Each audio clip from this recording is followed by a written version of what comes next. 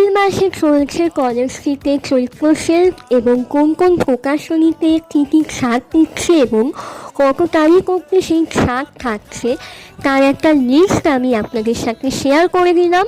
ভিডিওটা অবশ্যই আপনাদের কাজে লাগবে।